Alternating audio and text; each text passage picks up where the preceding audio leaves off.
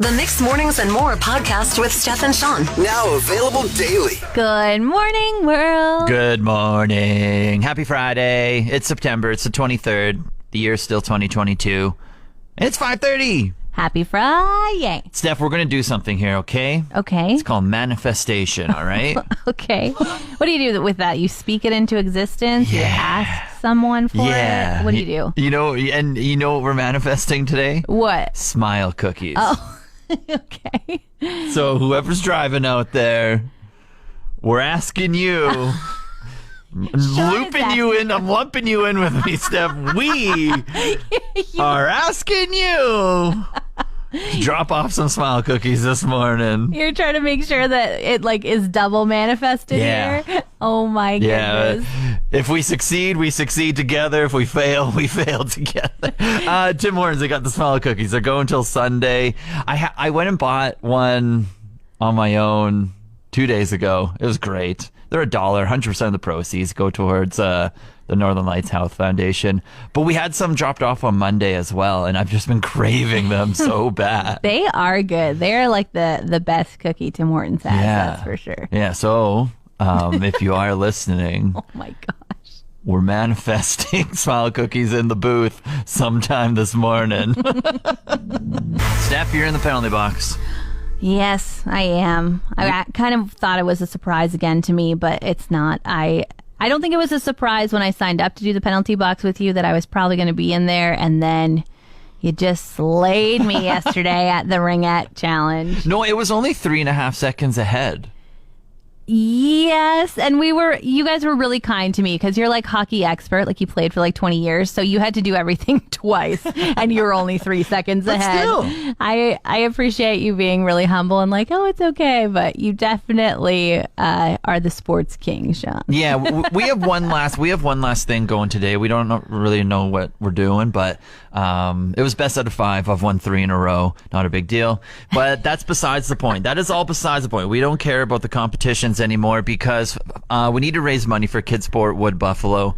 And the reason, Steph, why this is so important, in my opinion, is you don't really know who's struggling financially out there. So it could be your neighbor. It could be the kid that you see down the block.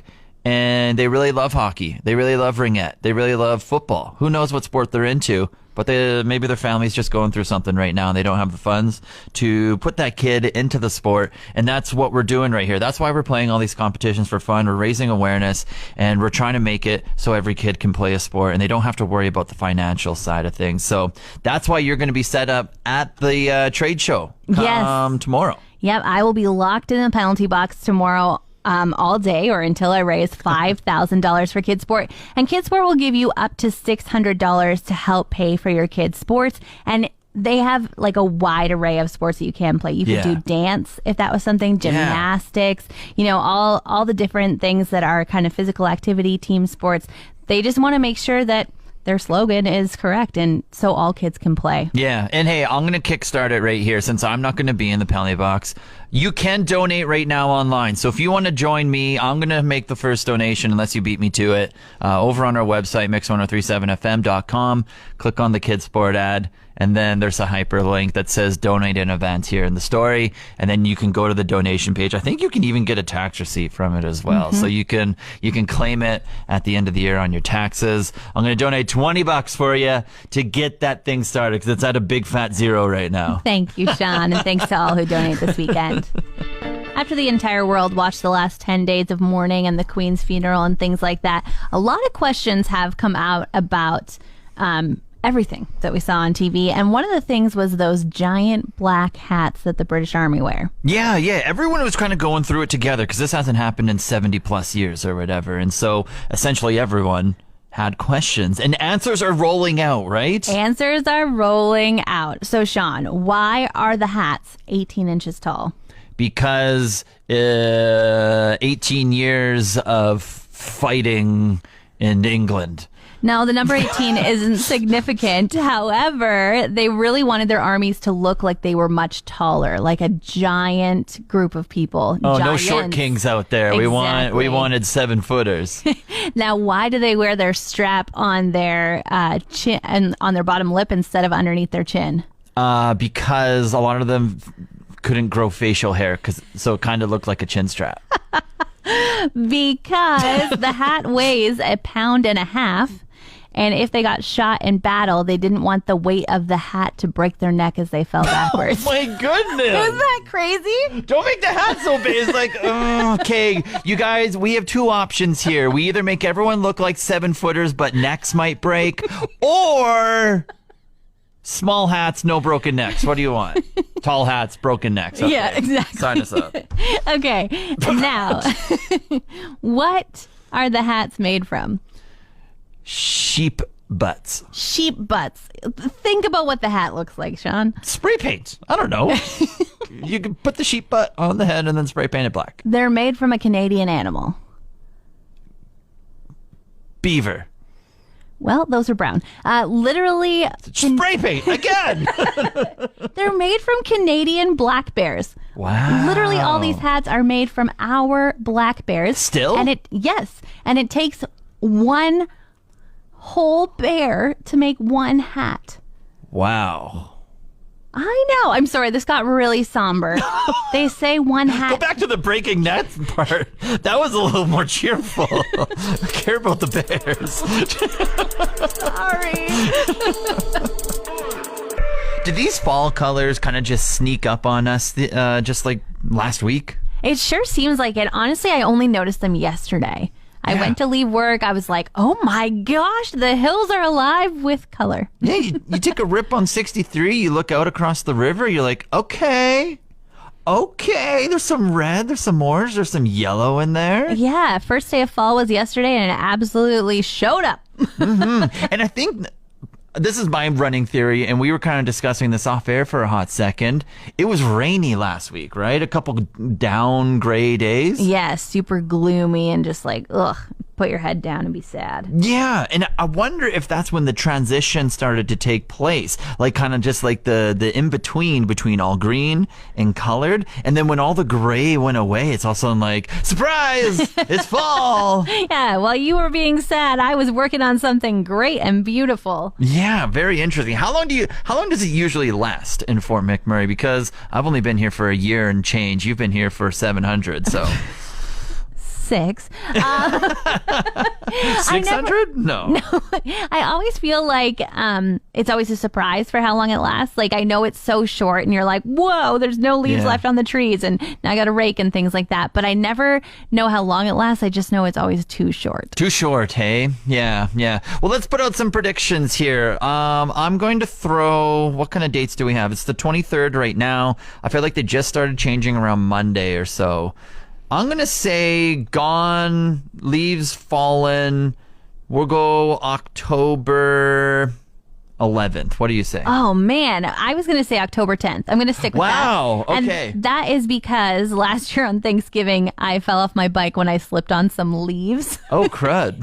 So I'm like, the leaves were definitely falling by then. I don't know that all of them were off the trees, but I'm going to guess Thanksgiving Day. All right. If you want to participate and make a prediction, you can just toss a date out, text or call. We'll write them all down. And if you're right, we'll give you a call on the day of and just congratulate you. I have a bit of a warning for all those fall lovers out there. Let's hear it.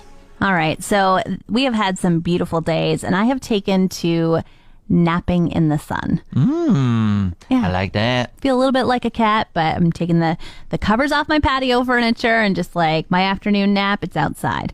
And I'm loving the September vibes because all of the bugs are gone. And it's just like, I can safely nap out here without worrying about swallowing a spider or getting A bird stung by pooping a wasp. on you. Well, this is my warning. Sorry, spoke too soon, maybe? I don't know. While I was sleeping, something bad happened. And I didn't know it happened until I went to put my hair up and discovered that a bird had pooped in my hair. Oh, I thought they all flew south by now. No, not these ones. They were on their way and they stopped by you first. And I feel like it was probably a raven. Those little sinister birds. I haven't put any bird seed in their house because We've been I don't talking want trash them around. about them for so long. They're like, hey, we also listen to the radio. We know your voice. We know where you live. Exactly. They're like, perfect opportunity. She's sleeping. She won't even see us coming. In fact, it'll last for so long because she won't even know until Ugh, so gross, Shawn. So you were mid sleep when it happened. Mid-sleep when it happened. No idea if it happened at the beginning, at the end, when. I just know that I woke up with bird poop in my hair. Well, that explains the smell in the studio Stop this morning. that. I washed it Either out that or yesterday. you're just a stinky person. I don't know. You are terrible. I don't know why we're friends. Learned a new term yesterday. Love that. Beige flags. Beige flags. Yep. Plural? Yep. Beige flags. All right. Okay. Processing. Mm-hmm. I'm going the route of red flags, green flags, beige flags. Relationships. Okay. Relationships. What do you think of beige? So red's bad, green's good.